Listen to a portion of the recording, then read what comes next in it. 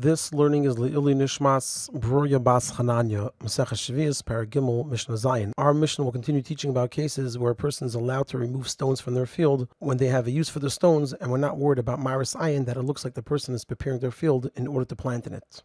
Avonim Shiziasason Amachresha, stones that the plow loosened in the 6th year when the person plowed their field, and then when the person will plow again in the 8th year, it'll loosen them completely.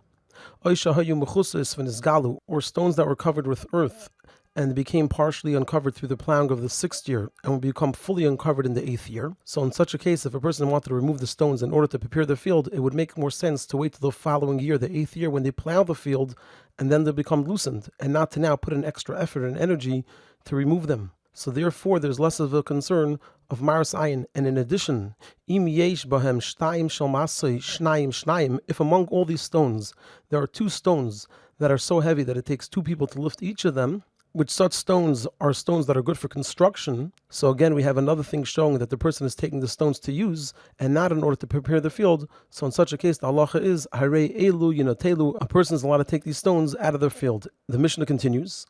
If someone is removing stones from their field and they're layered on top of one another, so noitel esel yenis, a person could take the upper ones, and the person leaves the ones that are touching the earth. So in this way, they're clearly not preparing the ground for planting.